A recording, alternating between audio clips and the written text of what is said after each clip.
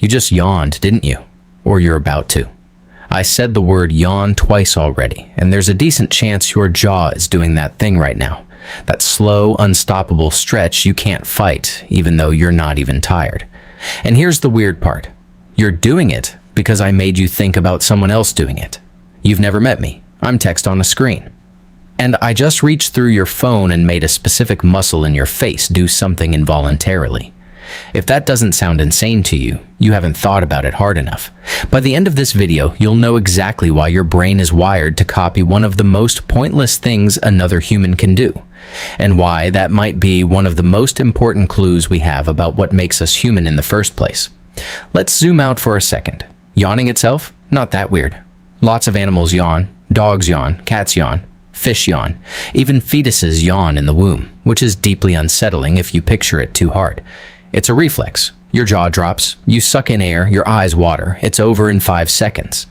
Theories about why we yawn range from brain cooling to oxygen regulation to literally nobody knows. But sure, fine. Animals need to stretch their face holes sometimes. Weird, but fine. But contagious yawning? That's a whole different game. Most reflexes don't care what anyone else is doing. You don't sneeze because someone across the room sneezed. You don't blink when someone blinks at you. But yawning, just seeing someone yawn or hearing it or reading the word on a page can hijack your nervous system and make you do it too. Even if you're wide awake, even if you actively try to stop. Only a handful of species do this. Humans, obviously. Chimpanzees and bonobos, our closest relatives, and bizarrely, dogs.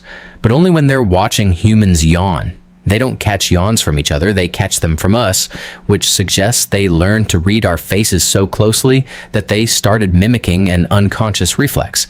We didn't even know we were broadcasting. So here's the question. Why would evolution build a system where your brain sees another person do something totally mundane and then forces you to do it too, without asking permission? Because it wasn't always mundane. And the reason it's contagious now is because 200,000 years ago, in the exact moment it mattered most, the people who yawned together were the ones who survived the night.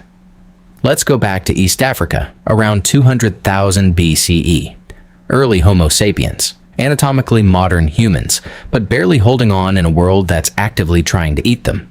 Our guy, let's call him the tired one, is part of a group of maybe 15 people. They've been walking all day tracking a herd and now it's dusk.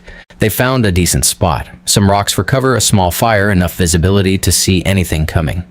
Everyone's exhausted. The tired one is on watch. His job is to stay awake while the others sleep, to listen for movement in the grass, to keep the fire going, to make sure a leopard doesn't stroll in and drag off somebody's kid. But he's so tired. His eyes are heavy. The fire's warm. He's been awake since before dawn.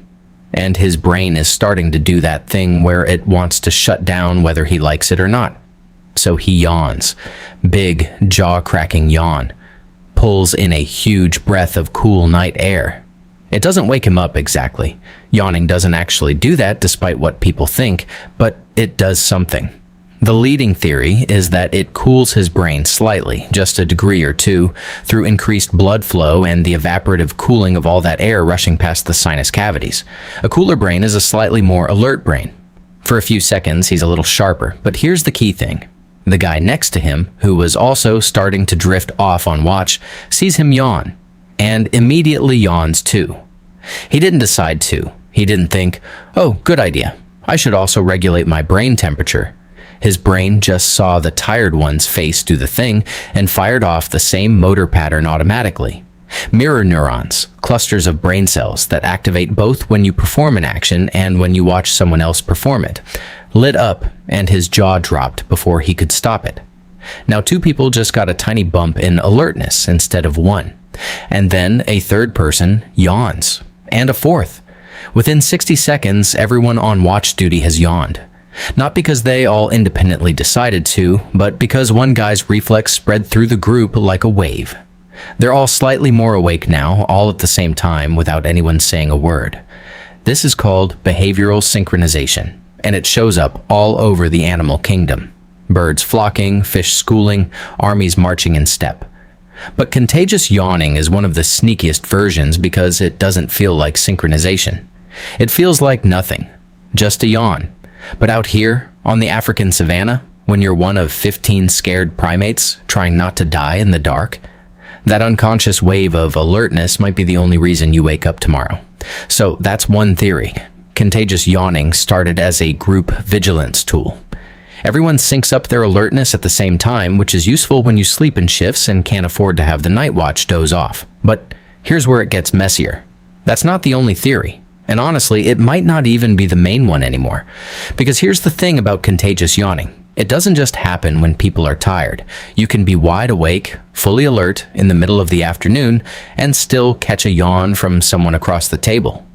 And when researchers started studying who is most susceptible to contagious yawning, they found something weird. It's not the tired people. It's the empathetic people. In study after study, people who score higher on empathy tests, people who are better at reading emotions, who feel more connected to others, who cry at movies, are significantly more likely to yawn when they see someone else yawn. People with lower empathy, including people diagnosed with psychopathy or autism spectrum disorders, show reduced contagious yawning or none at all. Kids don't start catching yawns until around age 4 or 5. Right when they start developing theory of mind, the ability to understand that other people have thoughts and feelings separate from their own. And here's the kicker. You're more likely to catch a yawn from someone you're close to. You'll yawn faster and more often if it's a friend or family member yawning than if it's a stranger. One study even found that you're most likely to catch a yawn from someone you love, which suggests contagious yawning isn't about vigilance at all. It's about empathy. It's about unconscious mimicry, the same system that makes you smile when someone smiles at you, or wince when you see someone stub their toe. Your brain is constantly simulating the people around you, trying to predict what they're feeling, and sometimes that simulation is so strong it leaks into your body. So now we've got two competing explanations. One says contagious yawning is about group alertness, keeping everyone awake together. The other says it's about social bonding, an empathy reflex that helps you stay emotionally in sync with your group. And the truth is, both might be right. Because the groups that survived weren't just the ones who stayed alert. They were the ones who trusted each other, who could read each other's states without speaking, who had that invisible coordination that comes from spending every waking hour together, learning each other's rhythms, knowing when someone's scared or tired or hurting just by watching their face. Contagious yawning might have started as a tool for one thing and evolved into a marker for another. Or maybe it was always both. Evolution doesn't hand out traits with instruction manuals. It just keeps the ones that work. Fast forward 50,000 years. Southern Europe, late Ice Age. A small group of Homo sapiens is sheltering in a cave for the winter, packed in close, burning through their stored food, trying not to freeze. One woman yawns, then another. Then the guy by the fire. Then a kid who wasn't even looking. Nobody thinks anything of it, but in that moment, 15 nervous systems just confirmed to each other. We're still a group. I'm tracking you. You're tracking me. We're in this together. No words, just a yawn. Okay, back to you. You're sitting in a meeting, or a lecture, or on a Zoom call. Someone yawns. You yawn. They notice you yawning and try not to laugh. Now someone else is yawning. You think it's because the meeting is boring, or the room's too warm, or you didn't sleep enough last night. But what's actually happening is your brain is doing exactly what it was built to do 200,000 years ago, paying attention to your group. You're not consciously thinking about the person who yawned. You might not even like them, but your mirror neuron system saw their face do the thing, ran a tiny simulation of what that feels like, and your motor cortex said, "Cool, we're doing that now." And you yawned. You didn't get a vote. And the wildest part? It still tracks empathy. Researchers have tested this in dozens of ways. Show people videos of strangers yawning. Show them videos of loved ones yawning. Show them cartoon faces yawning. Show them dogs yawning.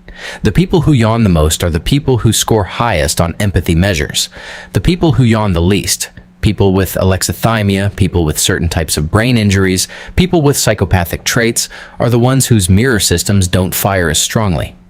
Contagious yawning is basically an empathy detector. It's your brain's way of saying, I'm unconsciously simulating your state right now, and I'm so good at it that I'm physically mimicking you without meaning to.